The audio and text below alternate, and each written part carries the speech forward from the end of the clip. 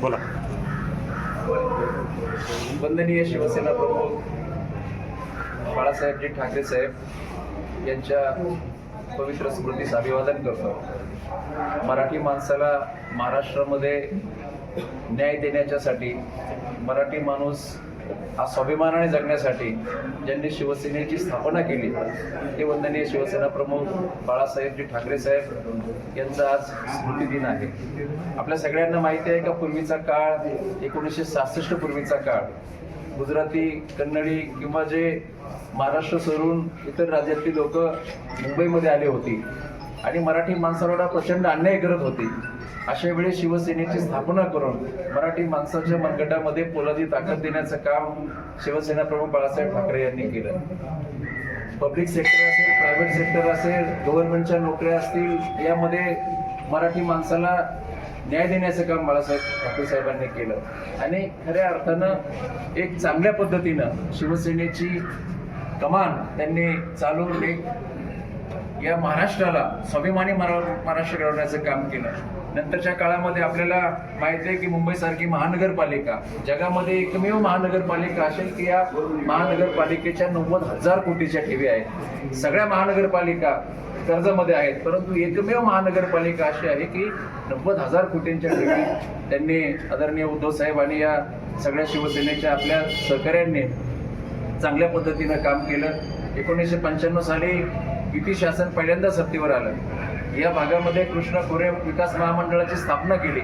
आपल्याला ज्ञात असेल की या भागामध्ये उन्हाळ्यामध्ये पिण्याच्या पाण्याची देखील आपल्या लोकांना अडचण असायची, परंतु डिंबे उजवा तीर कालवा हा आदरणीय मनोहरजी जोशी सर मुख्यमंत्री असताना त्यांनी मंजूर केला आणि एक चांगल्या पद्धतीनं हा भाग सगळा सुजलाम सुफलाम अशा प्रकारचा हा भाग झाला. आणि हे सगळं करत असताना आज वंदनीय बाळासाहेब ठाकरे तुमच्या आमच्यामध्ये नाही. त्यांनी जाताना सांगितलं पक्षप्रमुख उद्धवजी ठाकरे साहेब आणि आदित्य साहेब यांच्यावर महाराष्ट्राच्या जनतेने विश्वास ठेवावा, प्रेम करावं आणि जसं प्रेम माझ्यावर केलं तसंच प्रेम उद्धव साहेब आणि आदित्य साहेबांवर करावं असं आदरणीय बाळासाहेब ठाकरे साहेब सांगून गेले.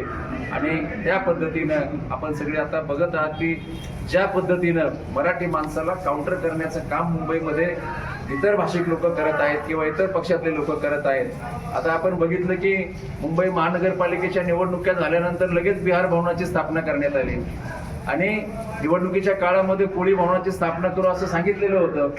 आपल्या एकंदरीत लक्षात आलं असेल की मुंबईचं महत्त्व कमी करण्याचं काम गुजराती लोक करत आहेत.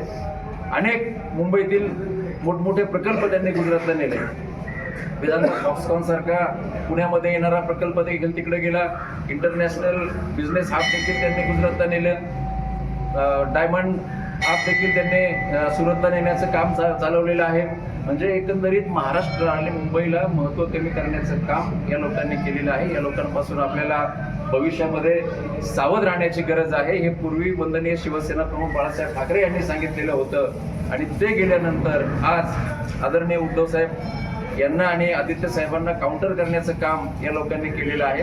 मराठी माणसाने योग्य वेळी जागा होणं गरजेचं आहे. तरच आपण खऱ्या अर्थानं पक्षप्रमुख आदरणीय उद्धवजी ठाकरे साहेब यांच्या बरोबर राहून हा विचार जनतेपर्यंत पोहोचवण्याचं काम आम्हाला करायचं आहे. आणि हे जर आपण नाही केलं तर पुढचा काळ मराठी माणसासाठी आपल्या सगळ्यांसाठी अतिशय धोक्याचा आहे, धोक्याची घंटा आहे. तरच आपण वंदनीय पक्षप्रमुख हिंदुहृदय सम्राट सरसेनापती बाळासाहेबजी ठाकरे यांना मी त्यांच्या पवित्र स्मृतीस अभिवादन करतो आणि 2 शब्द पुरे करतो. धन्यवाद.